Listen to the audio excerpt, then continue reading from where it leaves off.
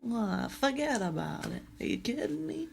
I just watched a clip of the Jersey Shore Twilight skit. Do you remember that? Nope. Really? Was not into either fandoms, so. Well, I wasn't like super into Jersey Shore. I had dabbled. This was before I got really into trash TV.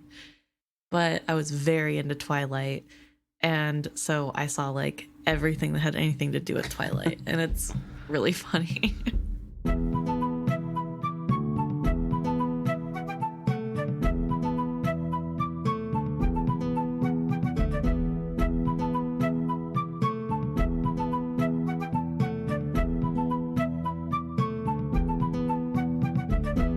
Welcome back to another episode of Is Fitz Happy?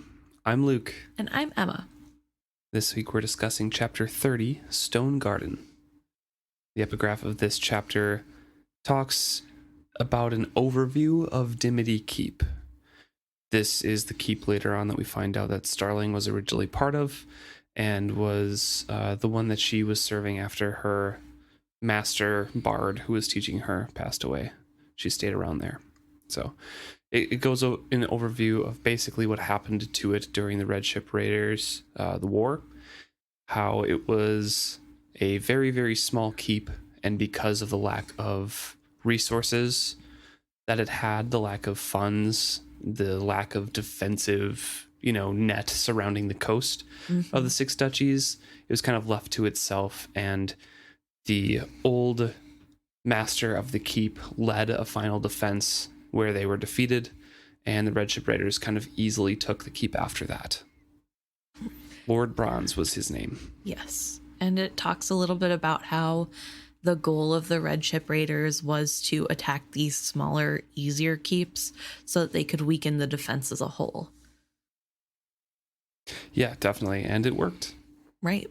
And this happened before Regal was crowned king.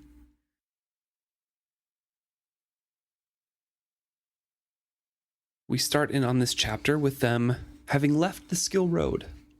They're walking on a normal road now, so Fitz is very much in the clear, and he's having a very nice, pleasant day while everyone else around him is grumbling about the different roots that are growing out and everything like that, because this road has not worn the ravages of time that well, and it has become overrun by nature.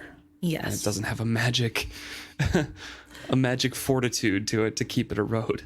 Right. And this is something that nobody else has been used to like Fitz, because they have all been keeping to the magic road. Exactly. So it is a new terrain.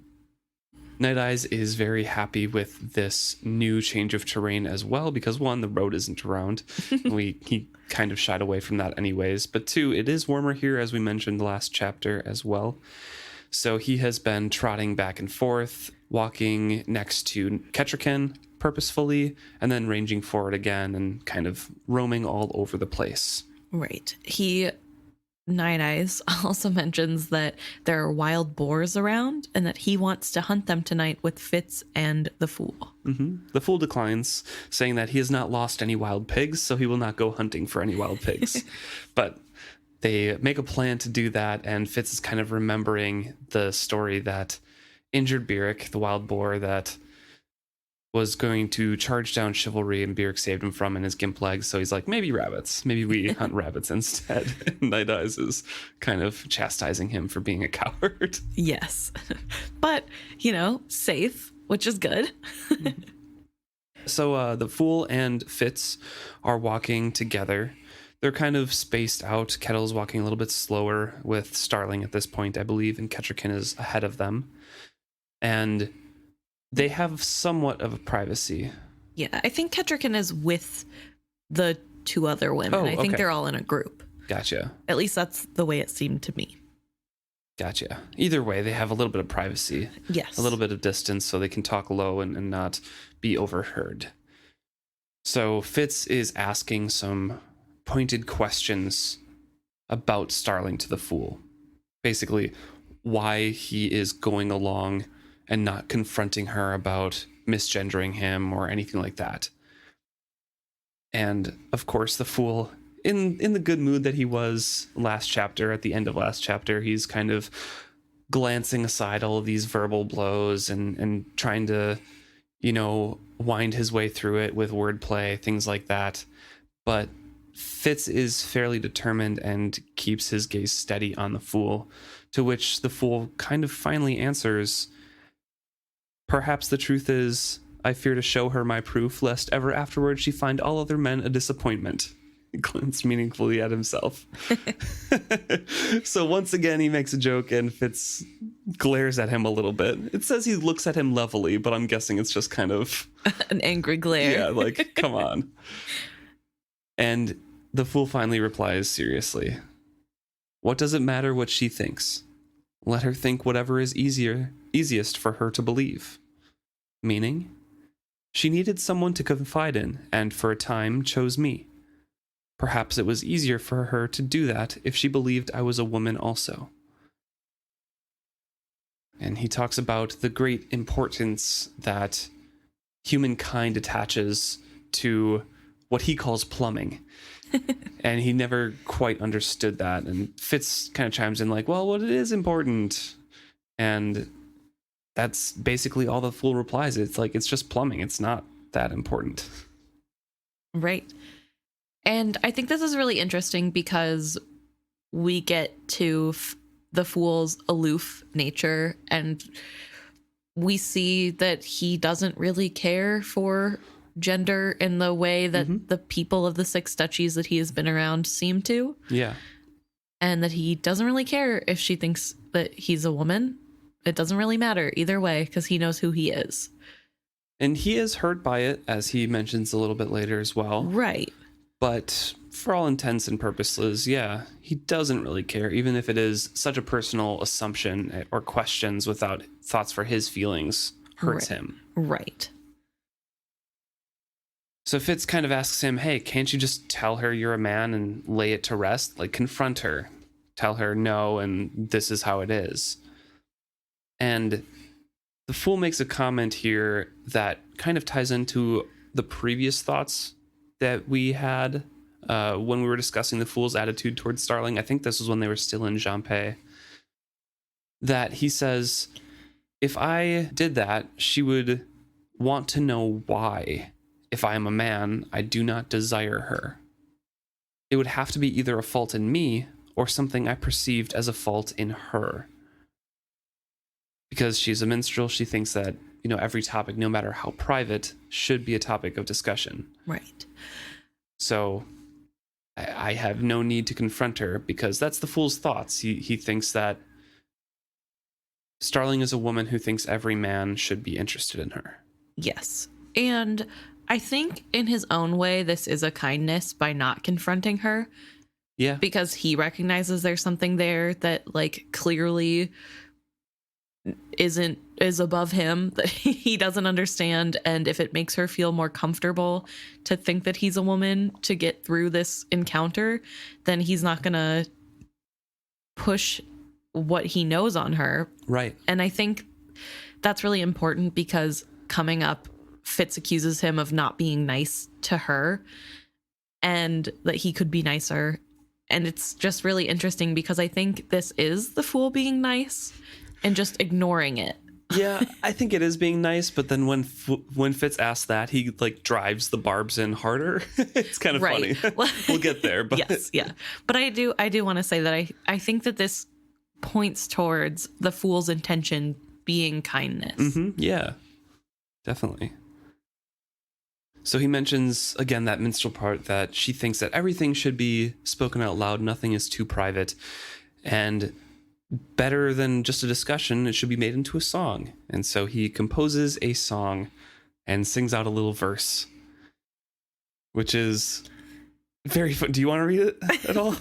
Sure, but I do need to say that the fool not only makes up the song and sings it, he gets up on a log and acts so similarly to how Starling does before she starts a song that Fitz is mortified because it is very clear who he is mocking here. Mm-hmm. And he sings the song, "Oh, when the fool pisses, pray tell what's the angle? Did we take down his pants? Would he dimple or dangle?" And then he takes a bow. Yep. And of course, Starling reddens from embarrassment. Kettle catches her sleeve as she's about to like kind of storm off. And they're both glaring at Fitz for some reason. And Fitz is just kind of like, I can't do anything to control him. Right. And the fool keeps on down the path, but it's a little bit funny. It is funny, but it is at the expense of Starling. Right, which is less funny. And I think that's an interesting character flaw with the fool. I guess I don't know. Some people might not think it's a flaw, but especially in these books, it seems like the fool cannot distinguish. I don't know if he's doing, he knows what he's doing, but it seems like he can't help but barb people. Yeah. And it's almost like a defense mechanism, I guess. But I don't know. Fitz notes it later on in this chapter as well that at Buckkeep, it didn't seem so bad because he was fulfilling his role as, the king's fool. That's kind of was his job. And those little barbs and that nudging actually helped Fitz in a way. Mm-hmm. He was hurt by the fool often, but it showed that somebody cared and, whatever. Right. He related to him a little bit more. But in a small group, it just digs all the deeper because you're literally making fun of one person out of 5 others. Yeah. It's pretty rough if you're just trying to like out loud singing, making fun of somebody. Yeah, it's not fun. But to be fair, I think it is personally sorry to interrupt, but like to go on to what you said before that, personally, I do think it's a flaw of his. Yeah. In as the fool, it's a flaw of his. I think it is a mechanism of protection. I think he's doing it because his feelings are hurt. And I mean, it would be pretty hurtful for even your close friend to be like, okay, well, can't you just prove one way or the other who you are? And it's like, why don't you just take me at my word? Like, why does it matter this much to you at all? Just let me be who I want to be. And which is what Fitz confronts him with. And then the fool responds back with that. Fitz is like, why can't you be, friendly to her? And he's like, I gave it as much thought as she gave whether such an allegation might hurt my feelings. And that's true. Like, no one really considered the fool's feelings in either approach, either Fitz or Starling in this. Right. And I think it's really important that he points that out because I think a lot of times whenever something bad happens to someone and they react negatively, the focus is always on the negative reaction of the person who was hurt and not on why they reacted negatively to begin with. And so it's really good that Fool's calling out that double standard here of, well, why should I care if you guys don't care that she's acting that way towards me? Yeah. And also, how would you feel if I asked you to prove that you were a man? Right. So he kind of settles that conversation by saying, let her call me she all she wants, and I will do my best to ignore it. And that's it. And Fool makes a comment in his head, I should have left it alone. I did not.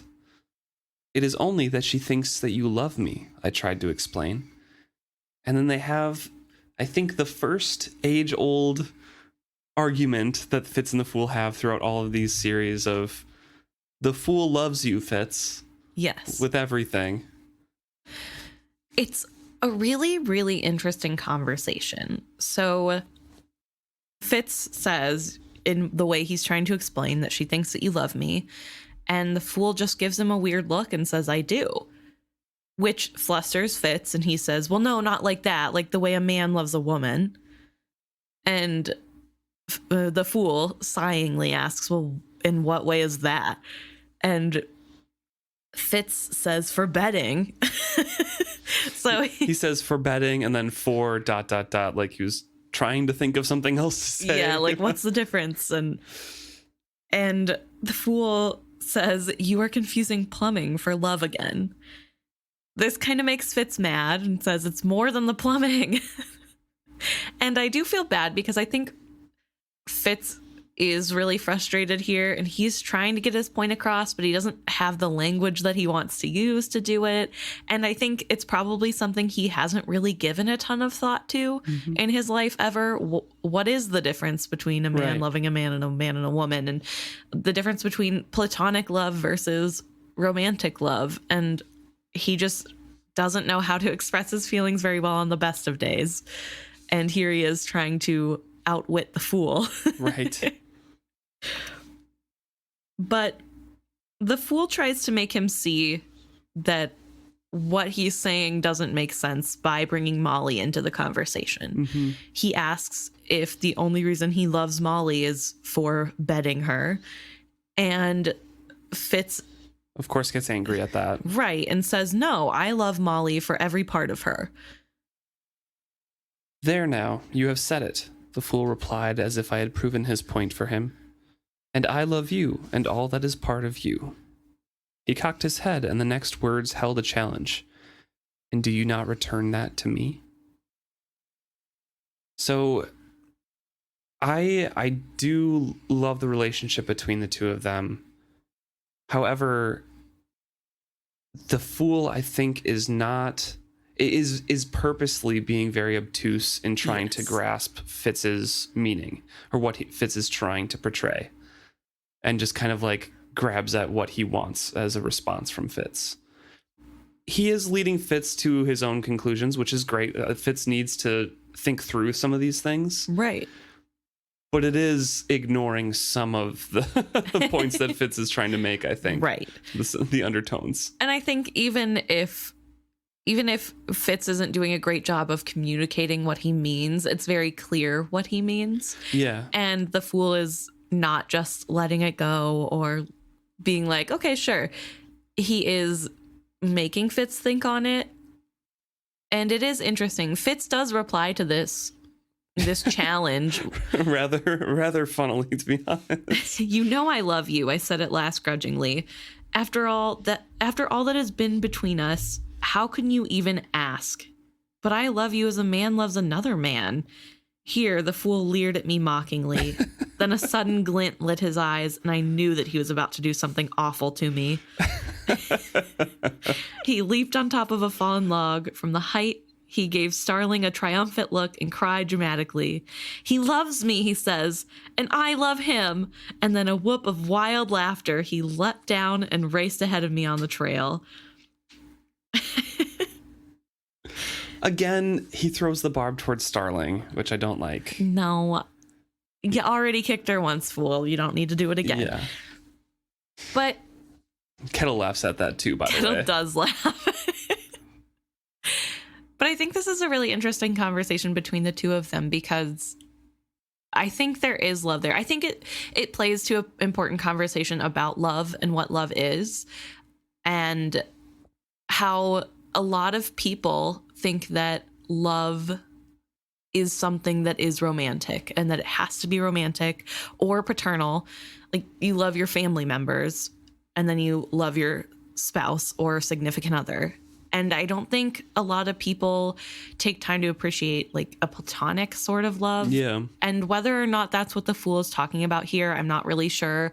I want to say that it's more platonic in this moment. I think trying to get that at least that point across to Fitz. Yes.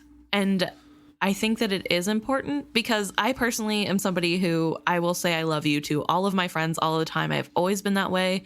And I've had people come up to me and say, you know, you can't just say I love you willy-nilly like that. And I'm like, why? I love these people. Like, yes, it's at different levels or different types of love happening. But I think that being able to tell people that you love them is important, because everybody wants to feel loved. And I think that, like, I draw on that personal experience when I read this part of the fool being like, well, why do you have such a hang up on the idea that I might love you? And having Fitz say out loud that, like, we both love each other. I don't know. I think it's really important. But I also think it's interesting that Fitz says, I shouldn't have to say this out loud. And, you know, like, of course I love you. How would the fool know that? because different love languages. Yeah, it's a thing. I read a post. This is the acts of service, you know? Yes. I read a post a really long time ago about how the fool needs the words, needs to hear Fitz say words, and Fitz wants the actions that show. And I don't know. I just think it's really interesting. It was a little bit more in depth than that, obviously. And this is a long time ago, so I don't really even remember where I saw it. But I just thought I keep that in mind, especially in scenes like this, where the fool seems to be challenging Fitz to talk. And Fitz is like, why should I have to say this out loud? But I don't know. Which could also go back to his wit a little bit of like, why do I need to vocalize this? Right. You should just be able to tell. You know? And not to say that he has like full, you know, sense of other people's emotions or anything like that, but he seems to grasp things, except the things that directly relate to him. Right. So. He's a little obtuse in that area. But I do like this scene because we do get to touch on the topic of love and what that means, and why can't it be between friends or a man and a man? Who cares? So the fool races off after that triumphant cry, and Fitz once again looks back and sees Starling and knows that she's probably very angry at this point, and reflects a little bit on what he has lost with their friendship, how he misses that human connection, about how she has distanced herself from him because of the wit, and how she thinks it's an abomination. He says she was not the first to be dismayed by it. At least she showed some tolerance for me. But now the anger she carried would have a more personal bite to it. So he's, again, we confront a lot of these feelings and his thoughts later on in this chapter when he and Starling speak to one another about all of this. Right. But it does go to show how we live in Fitz's head, because that is the perspective that we have. It's, okay, after Night Eyes came, we saw one little scene where she was like, oh my gosh, you're like actually witted. And like, oh, he shares everything with you. Okay, and then they're not really close after that. Right. But that coincides with other things. So it's one-sided because we only see Fitz's point of view until he talks to people, which isn't often. So. Right. He also, about this, says, one more small loss of what little I had left, which I underlined because it made me so frustrated. I think when Fitz gets like this, I get the most frustrated because it's like, what do you mean it's a loss? You haven't even tried to save it. Right. It's not. He feels like he can't approach somebody after he thinks that they hate him. Yes. Which, relatable, honestly. Right. If I think somebody hates me, I'm not about to be like, hey, do you hate me? I just am like, okay, cool. I guess I'll just like tiptoe around. But I'm not the one whose life is being written about. So it's much easier for me to judge Fitz, I suppose. But also, I do worry for him, I suppose. But I'm frustrated that he can't see that he is just assuming. It's all, he's not talking to her at all. There are no words at all. He's just, okay, this must be what it means. And nobody said otherwise. So I guess that has to be it. There can be no other reasoning. Fitz.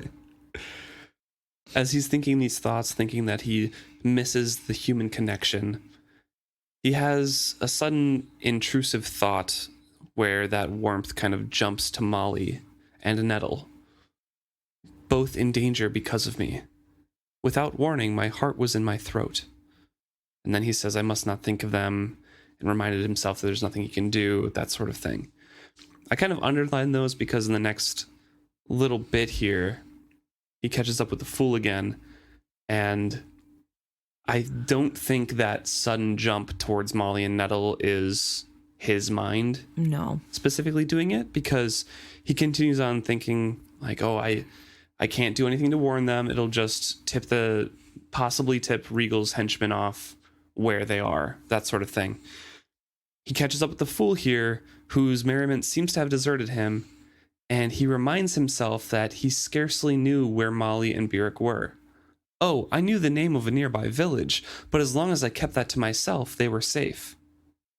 What you know, I can know. What did you say? I asked the fool uneasily. His words had replied so exactly to my thoughts that it sent a chill up my spine. I said, what you know, I can know, he repeated absently. Why? Exactly my thought. Why would I wish to know what you know? No, I mean, why did you say that? In truth, Fitz, I've no idea. The words popped into my head and I said them. I often say things I have not well considered. The last he said almost as an apology.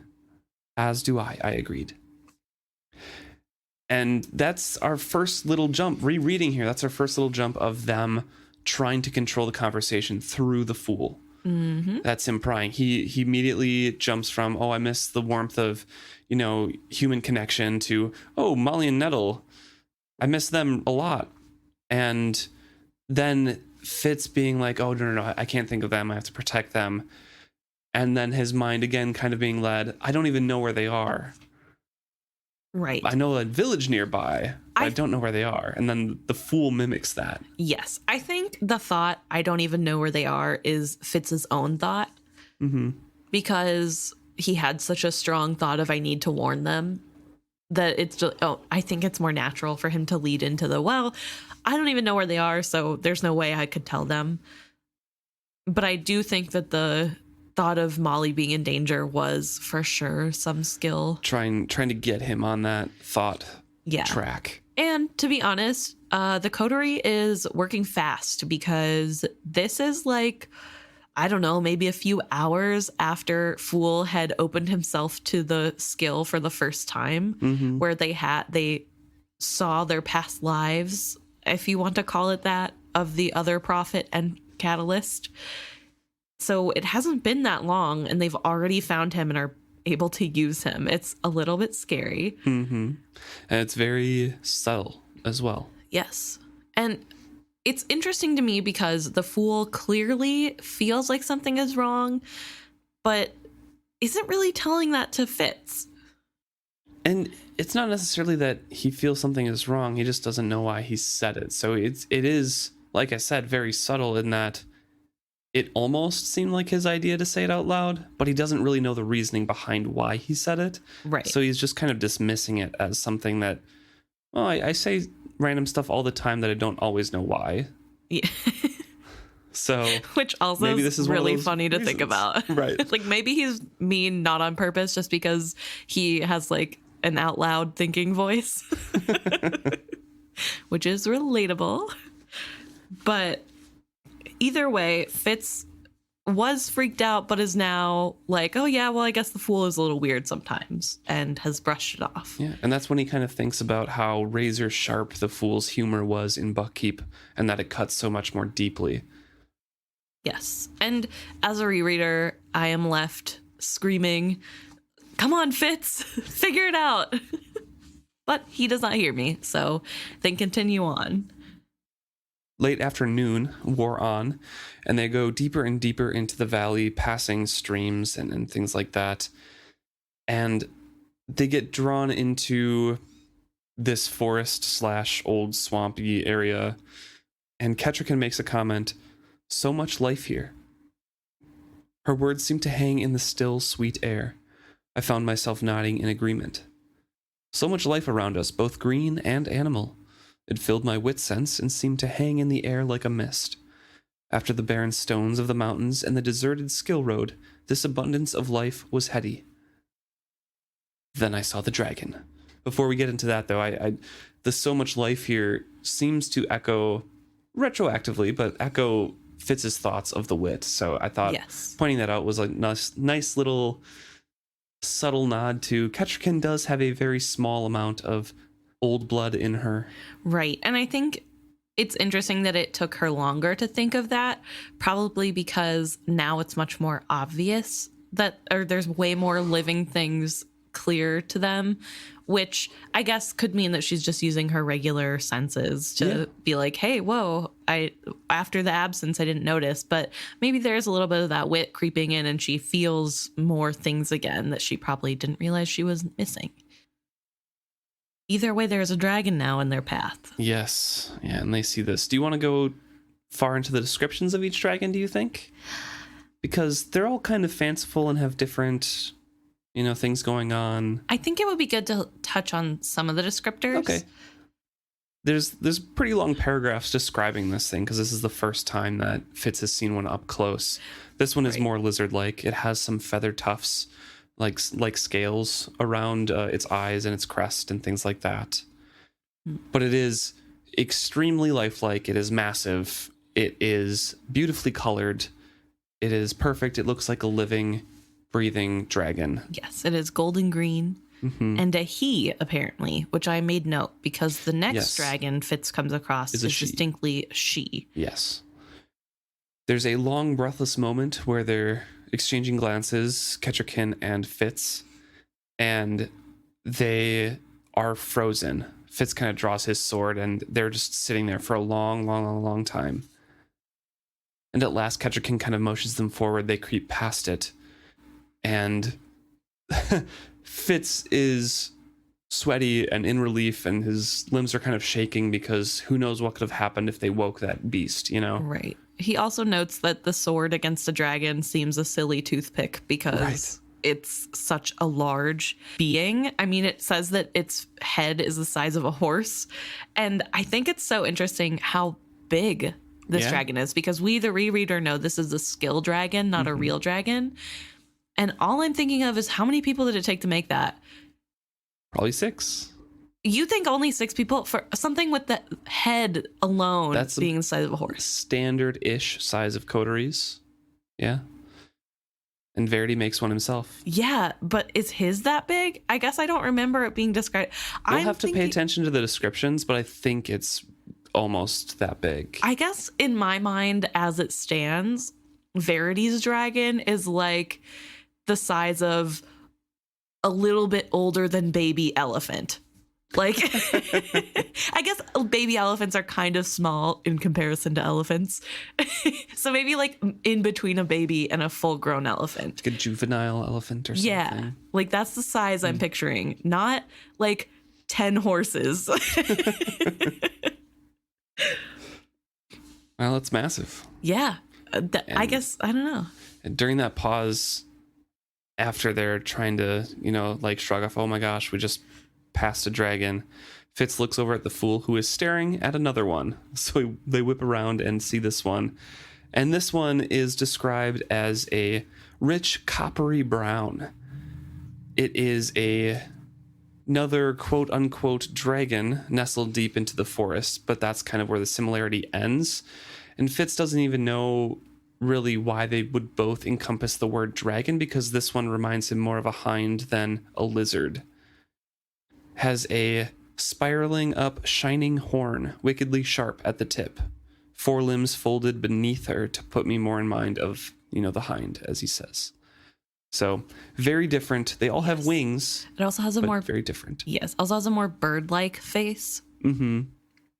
I do want to stop here because this is a second, and it is a she, and I'm wondering why Fitz is so convinced.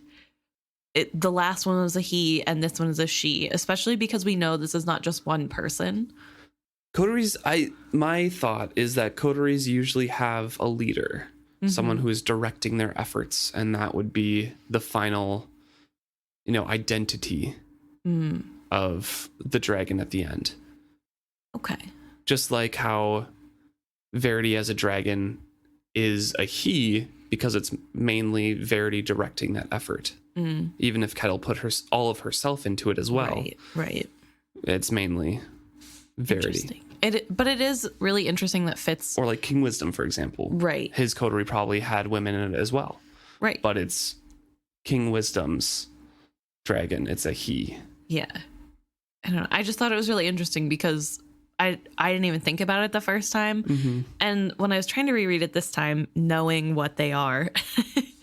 I was like, how would he be so sure? And I definitely had your idea that it was probably because of whoever the coterie leader is. I was hoping it wasn't just because like this one's smaller and the other one is big and beefy. This one's pink. Yeah. The other one was blue, so it has to be a boy dragon. And No, I think it comes down to his wit sense of them.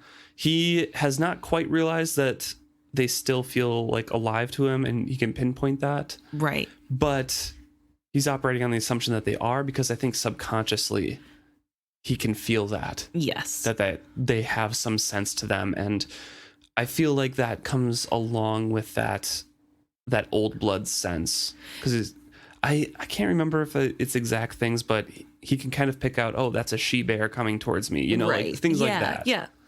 I don't know. Either way, it's really interesting. And one detail that I don't think that we have gotten across so far is that both of the dragons they've come across have been nestled down into the leaves and moss. Fitz says it looks nest-like, and that it seems as though they had made it. The way he's describing it, it almost feels like they bedded down for the night, like they made a nest for themselves recently. And it's also overgrown. They're also overgrown as well. Yes, but he hasn't noticed that part yet.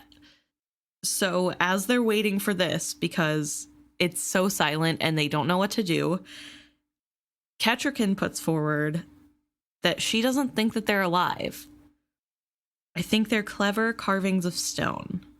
My wit sense told me otherwise. They're alive, I cautioned her in a whisper. I started a quest toward one, but Night Eyes near panicked. I drew my mind touch back. I think this is really interesting because Night Eyes is really freaked out too.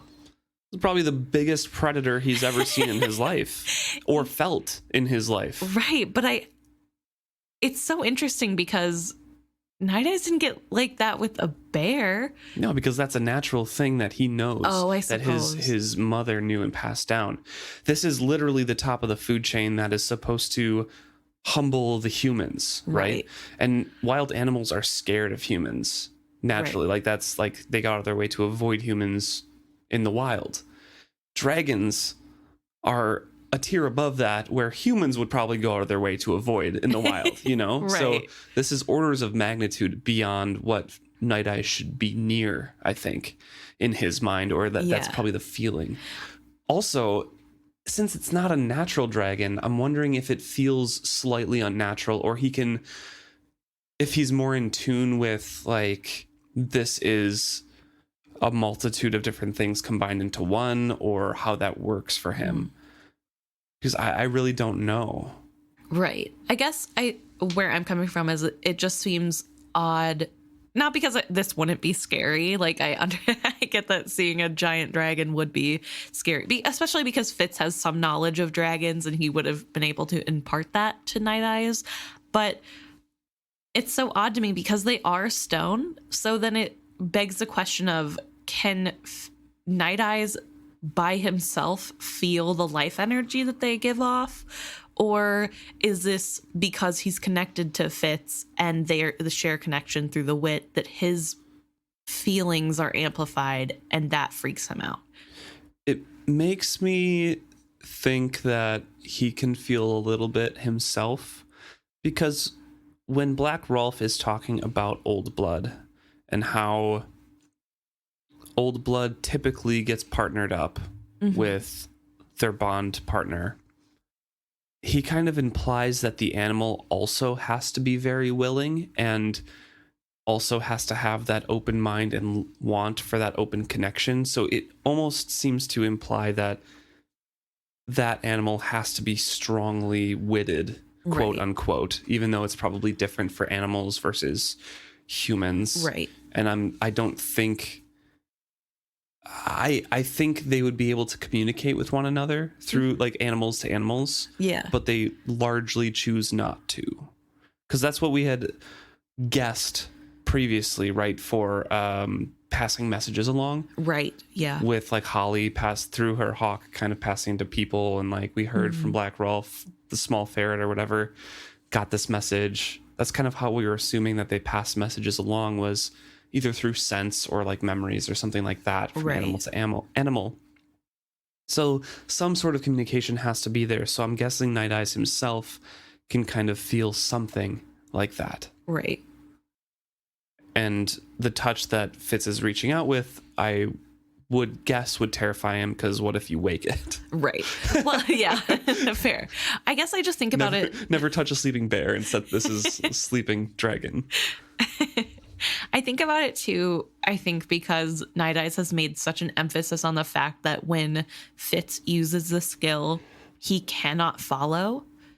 So it made me wonder, does that mean he can follow when Fitz reaches out through the wit? Because it is something that they share. I think he would be still kind of connected, yeah. So, whereas I imagine anything that happens on the other end of a skill, Night Eyes cannot hear or see unless Fitz it's directly talks to him about it. Yeah, unless somebody is directly contacting Fitz. Yes. Yeah. Anything Fitz does away in the skill, Night Eyes is blind too. But yeah, so I don't know. So I think that specifically got my attention because I've been thinking a lot about what the parameters of the magic are, which obviously I'm not going to find out. But I'm making my own rule book up in my head. So I like to keep an eye out for things that could potentially give me answers. So Kettricken and Kettle both go to inspect these dragons and are exclaiming over all the exquisite details on these carvings and how beautifully they're done. And meanwhile, the wolf and I held back. Hackles stood up all along on Night Eye's back. He did not growl. Instead, he gave a whine so high it was almost like a whistle. After a moment, I realized that Fool had not joined the others. I turned to find him regarding it from afar, as a miser might look on a pile of gold larger even than his dreams. There was the same sort of wideness to his eyes. Even his pale cheeks seemed to hold a rosy flush. And it moves on to Kettricken calling out, saying, "Hey, come and look at this, Fitz. You know, there's another one that it looks like antlers of a stag, but a face of a man. Come over here and come over here. There's like new details. There's new ones kind of popping up." And just as an aside, I think that one is the wisdom one. The antlered. I'm not sure. I don't remember, to be honest. I think in the later chapters, he kind of has a conversation. I think it's with that one. I thought it was now that I'm thinking about it, I feel like it was the boar, but obviously I could be wrong. I have no idea. But I guess we don't remember. We'll have to come to it. We'll get there. Fitz is trying to move forward and looking at these because he's very loath to approach, because he's still kind of terrified of what these things actually are. He's looking at the lungs and the ribs, and they're not actually like pumping with air, you know. He's trying to convince himself that it is a statue, and he says that out loud. It's a statue. There's also spider webs in the hoof of the creature. And they see another one where it's boar-like, as you said. It was sprawled on its side, and the tusks that protruded from its snout were as long as I was tall. In all ways, it resembled the forest pig that Night Eyes had killed, save for its immense size and the wings tucked close to its side. "I spy at least a dozen of these things," the fool announced, "and behind those trees I found another carved column such as we have seen before." He set a curious hand to the skin of the sculpture, then almost winced away at the cold contact. "I cannot believe they are lifeless stone," I told him. "I, too, have never seen such realistic detail in a carving," he agreed. I did not try to tell him that he had misunderstood me. Instead, I stood pondering a thing. Here I sensed life, but there was only cold stone under my hand. It had been the opposite with forged ones. Savage life obviously motivated their bodies, yet my wind sense regarded them as but cold stone. I groped for some sort of connection, but found only the odd comparison. And here, he's so close. He's so close. So close. Before we talk about that connection and why it seems odd to him, a little bit into that relationship, more so of how he's thinking about that. It is kind of polar opposite, and he has described the forged ones as dead to him. Yes. Right? They are, in all intents and purposes, dead in his senses. And here, the statues are alive, even though they're quote unquote statues. Yes. Which leads into that connection part. Yes. And it's really interesting because nobody's really listening to Fitz. Yeah. When Kettricken says, I think they're alive, Fitz is saying, no, they're definitely just, they're slumbering for winter. I don't know why they're still asleep, and Kettricken goes forward and touches them anyway and is like, nope, they're definitely stone. Yeah. And it's so interesting because nobody's thinking, hey, maybe this is a wit thing and this is something important. I think they just are convinced that he's confused by the illusion. And I wonder if that stems from the fact that nobody else here is witted. Nobody has experienced the wit. They don't understand that he can literally feel life. And I know that we said Kettricken is a little bit touched by it, but I don't think in a way that's useful for her to be able to understand what he means. I think the level that she's at, even if she feels something from this stone, she could brush it off as, oh, it's just because the artwork is so amazing. I feel like it's alive. And she's not actually aware of her abilities either, really. Right, yeah. So I do feel a little bit bad for Fitz in this moment because he is surrounded by this strange garden of statues and he has no idea what's going on, and nobody realizes that it's weird, that something is wrong. So that's like a fun, I guess I don't know if fun is the right word, but that's an interesting revelation to have. And then he gets so close to what forging is. Yeah. Basically giving up that life force, that wit sense, that wit spark, putting it into skill stone so it can live forever. But it removes it from the body, and forging is only partial. Yeah. Do you remember if you got anything out of this your first read through? I don't think I did. I think I was very confused on what was happening. I thought, I don't know exactly what I thought about these statues, if Fitz was correct in that they are alive, right, or anything like that. I think I had some theories that they were, but I didn't really give any credence to the forged connection. Interesting.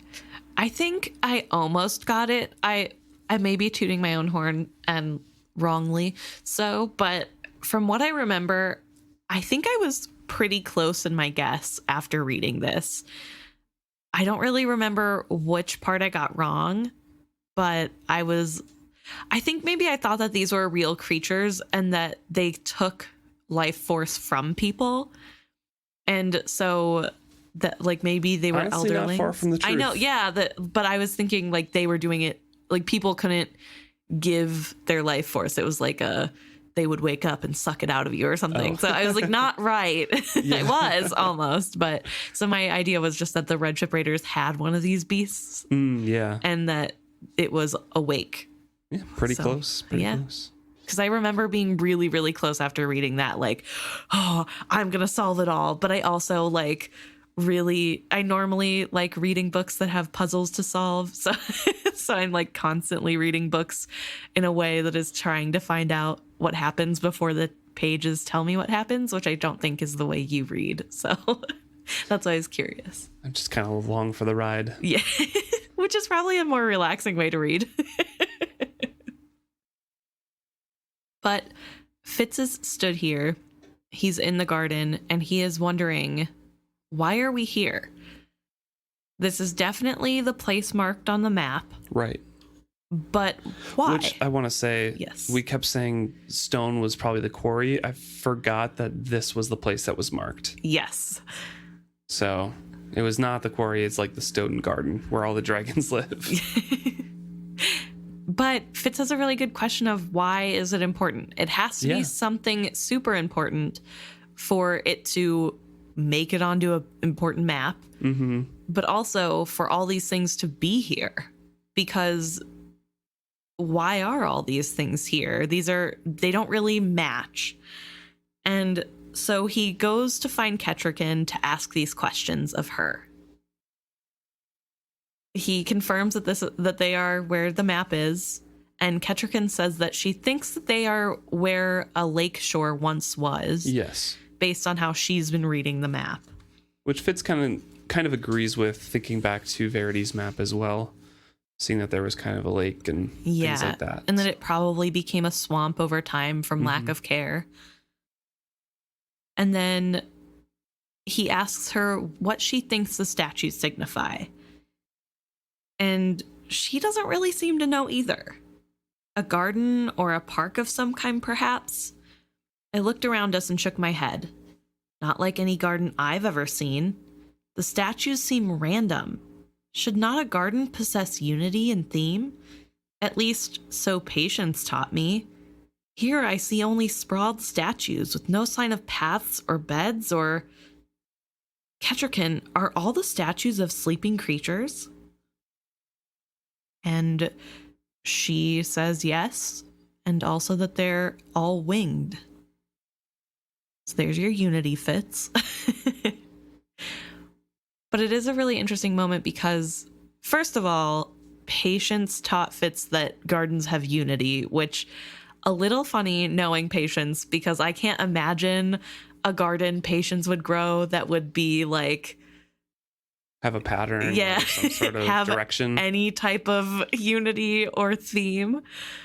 But it is an interesting way to think about it of, this doesn't make sense. These statues seem placed so randomly. And we know that's because the statues were at one point alive, I guess. And so they place themselves there. They don't, they weren't put there by any sculptor. Mm-hmm. Yeah, and so Fitz is wondering if this is a graveyard instead. It's looking at all these statues and be like, maybe it was important for that reason. And Kettricken's like, why is a graveyard on the map? And he's like, why would a park be on the map? Or, yeah, a garden, or a garden. So yeah, they have no idea and just kind of have to decide that they're going to go forward. Yes. And Fitz also notices now that he's looking that these have been here a really long time, some longer than others. And he notices that the trees he thought the statues had been placed in between are actually growing around the statues, that there is a lot of time that has passed. There are spider webs and dust, but despite the time that has clearly passed, there's no blemishes. There's no blemishes. There's no cracks. There's no chips, anything on these. And the color is still perfect. Yeah, and he doesn't know how the color is on there. It's not painted. It's not, it's a natural color to these stones for an unnatural reason. Yes.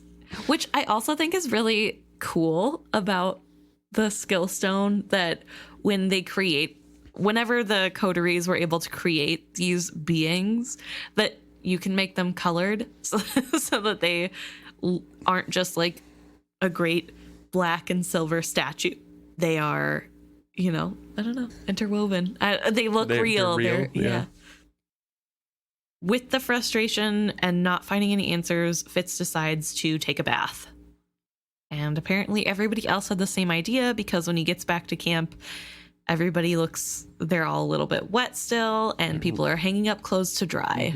This is the first chance they've had to get clean. He observes Starling looking off into space, seemingly not angry at the moment, and kind of watches her compose a song in her head about this. This chapter is a little weird to me because it almost feels like out of nowhere Fitz has a little bit of a crush on Starling.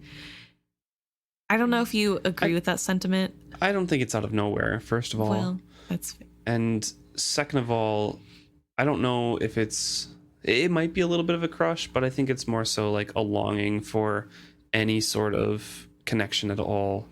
I take him pretty much at face value because he's writing these memoirs or whatever from a place of severe loneliness about his loneliness in the moment. Right. So I really do think, with that common theme running through all of these chapters, that he feels entirely alone from human connection, really. Yeah. And Starling was the only one who didn't know him before he became what he is now. Well, Kettle too. Yeah, Kettle too, but she's old, so. And a teacher and like kept secrets and, right. you know, yeah, I really think that he is kind of missing Starling. I guess what I mean by coming out of nowhere is just that for the past several chapters, we've heard about Starling. We know what's going on with Starling, but it's just kind of like, there's your 2-sentence update on Starling. Whereas this chapter, there's so much longing almost in his gazes. And I don't know, it just feels weird to me. That's why I think it feels more Crush-like, because it's all of a sudden thinking about how it would be so nice to be with a woman again, and she's a woman, and I don't know, it's just the vibe of like, a woman flesh, and then like, oh yeah, Molly. But I don't think we've seen that with Starling since when they first started their journey. I don't think he's quite thinking those thoughts either. Well, this, I'm exaggerating a little. Yeah, but, just a little. But he is every time he looks at her, thinking about how they used to lay back to back on the campfire, and he's missing her touch. And that doesn't have to be in a sexual way, obviously, but it just felt weird to me and out of place because there's two things. One, he had the conversation with Kettricken about her recently, so it brought her more to mind. And two, it is a literary device because we're going to have a long conversation with her shortly. So this chapter is bringing up the issues that Fitz has had with her in the past to introduce and preface that conversation. That's a good point. I guess I didn't think about the conversation he had with Kettricken and how that would affect moving forward, how he's looking at Starling. Yeah, I think it's partially that, and partially Robin Hobb wants to contextualize where Fitz is feeling, or how Fitz is feeling on the whole Starling situation going into that conversation, so the reader hasn't lost their way of, this is the actual stance that Fitz has and why it's like that. So this is how the conversation's going to go. So I think it's a little bit of both. Okay. Well, either way, Starling seems to be writing a song, and Fitz is enjoying watching her work. Yeah, and Night Eyes is pressing up against him, saying, like, I don't like denning amidst these sleeping stones. Fitz observes, it does seem as if any moment they might awaken. Foreshadowing a little bit. Although Kettle says, I do not think so. She almost sounded as if she grieved. Again, I don't think... I say again because I'm echoing what she's said previously in other chapters. I don't think she knows, but I think she surmises, as her favorite phrase is. You know, she's guessing that this is the result of what the coteries are doing. I don't know for sure, but that's my thought. Right. I wish she would say that thought to Fitz, though. Yeah, you know. It would probably help him connect a few dots, but I guess we still have like a good chunk of chapters left. So she hasn't really confronted what she did in the past yet. She hasn't like let go of her traumas or anything like that. So she's still very secretive about things and doesn't want to do anything amidst the camp at the moment. True. But she does seem sad, which makes me wonder if she thinks that once I wonder if in her mind she thinks a coterie makes a dragon, flies around for a little bit, and then like sleeps forever. Maybe. Which then why would you make a dragon? Like, I guess why not? Then you get to fly, but you join the skill stream, you know? You could do that anyway, and you wouldn't have to work hard to make a dragon. I don't know. All I'm saying. What would be the want to live forever? I don't know. I feel like you could do that with a skill no matter what you do. But I don't think you can, actually, because all the descriptions about it is if you enter the skill stream by yourself, you're getting tattered away. All of who you are is getting stripped from you, and you're kind of melting into the rest of the stream.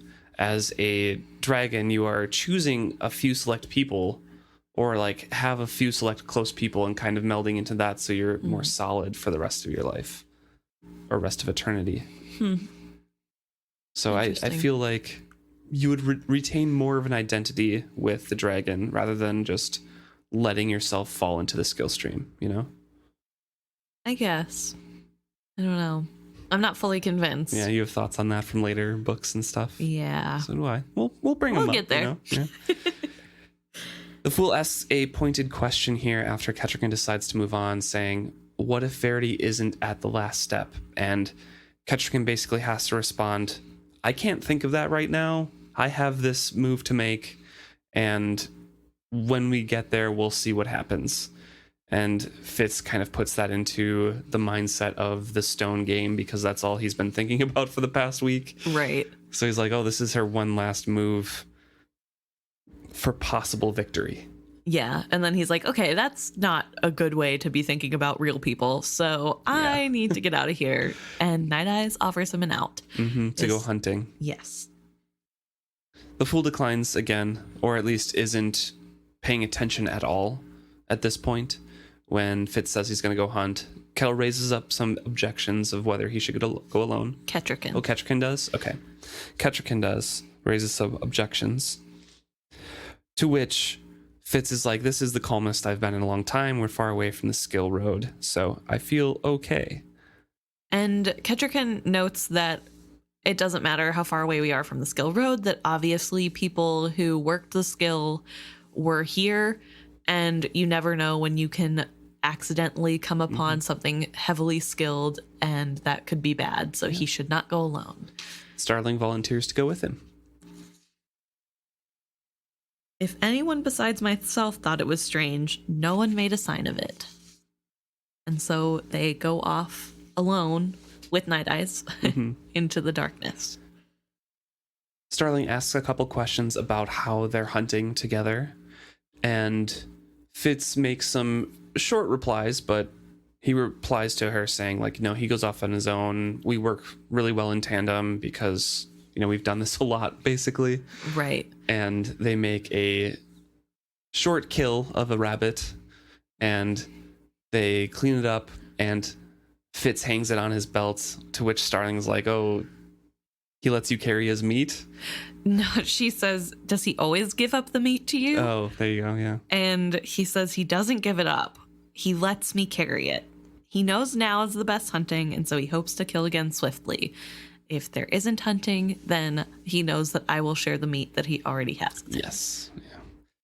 It's a lot of trust there, and it's kind of contextualizing that he's not a wild animal. Yes. You know, and Starling just kind of goes, oh.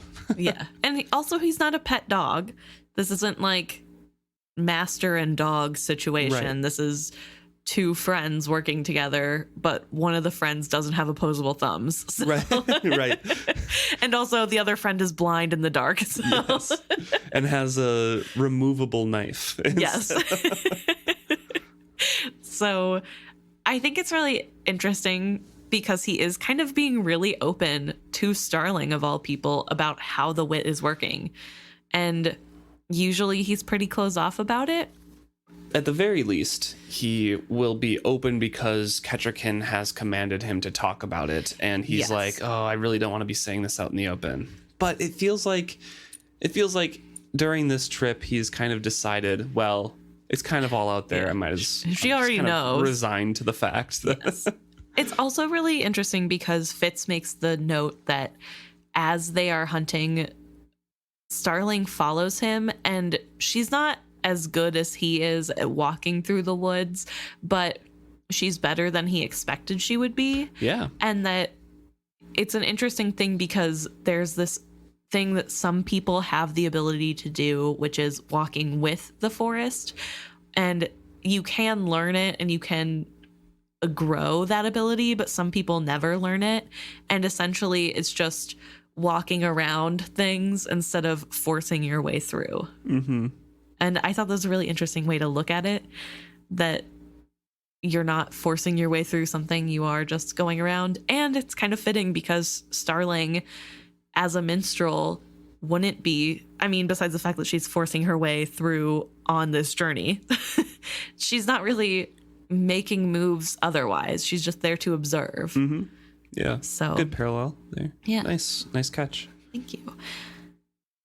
But as Fitz is talking about his relationship with Night Eyes, Starling brings up that she doesn't think that his wit bond with the wolf is offensive. And Fitz says, neither do I. And he's feeling weird. Yeah, because it's a weird thing to just kind of like bring up out of nowhere. So I think Fitz is just kind of very defensive. And yes. Also, her choice of wording is weird. He's on his guard. And she waits a little bit and then says, and I will stop calling the fool she, whatever I may suspect. That's good, I told her non-committally. I did not slow my pace. And then she finally says, do you want me to apologize as well? Starling asked in a low, strained voice. I stammered. Very well then, she said in an icily determined voice. I apologize, Lord FitzChivalry. I rounded on her. Why are you doing this? And we find out that Queen Kettricken has also had a talk with Starling. She said that Lord FitzChivalry carried many burdens I could not know of, and he did not deserve to bear also my disapproval. And then Fitz is embarrassed, and he says none of this is necessary. He mentions that it feels like he's a spoiled child that complained to his elders and got his way. All the other kids gave in and give him his way. He says, I do not know what made you withdraw your friendship, save that I disclosed my wit to you. Nor do I understand your suspicions of the fool, or why they seem to anger you. I hate this awkwardness between us. I wish we could be friends as we were before. You do not despise me then, for giving my witness that you claimed Molly's child as your get? I groped inside me after the lost feelings. It had been long since I had even thought about it. Chade already knew of them, I said quietly. He would have found a way, even if you had not existed. He is very resourceful. And I have come to understand that you do not live by the same rules that I do. So this is big, number one, because I think this is the most open in a conversation Fitz has ever been to anyone. He says what he's feeling and what he does know. He says, I don't understand what's happening. Here's my view on it. Can we change this? And it's big. That's like a big growth from Fitz. Good progress. Good progress. Yes, we love to see it. We won't see it again for a really long time, but hey, at least he got it down once, you know? And it is growth as well to acknowledge that, no, he's not angry anymore that she kind of sold his child out to go on this journey. There were other ways that they could get that information or to make that happen. Right. It was just the easiest path. Yeah. And I think it also does a good job of showing that there are maybe other reasons why Starling was avoiding Fitz, especially with the reply of, you don't hate me because of this, which is something that Fitz hasn't even taken into consideration once. And we'll get into more of the reasoning why she felt like Fitz didn't like her as much. But I think it is important that we get this first little look of, oh, maybe Fitz isn't a reliable narrator. Maybe he doesn't actually know what's going on. And he's a little surprised. And also he was mad at her for that. But I think I get mad at my friends all the time. I think he was rightfully mad at her for that, to be honest. Like, yeah. I think that's the big thing I'm mad at her about. Yeah. What, does he have a right to be mad at her? Absolutely. Like, I think clearly she did something wrong. But I'm saying that, like, I get mad at my friends all the time. It doesn't mean that I hate them forever. Right. Obviously, none of my friends have ever sold out a child I'm trying to hide from my family members. I don't know. But I think either way, Fitz clearly has recognized that she is not the catalyst in this situation. She just is a means to an end. And that even without her, it would still happen. All right. I think we're going to cut it there for right now. This is going to be a long chapter and a long discussion coming up. So we'll kind of cut it there and pick it up next week, I suppose. Yeah, with all these end chapters, there's a lot that has to be fit in, especially with the end of a series. Yes, and we're not even within the last like 10 chapters either. Well, I think as it gets closer to the end, there will be more two-parters just because there's so much to fit in and to talk about, and also more tangents to go on. So thank you so much for tuning in. If you want to reach out and talk to us about this part of the episode, please email us at isfitshappy@gmail.com, or you can contact us directly at isfitshappy at Facebook, Instagram, or Twitter. Thanks so much for tuning in. we look forward to hearing from you.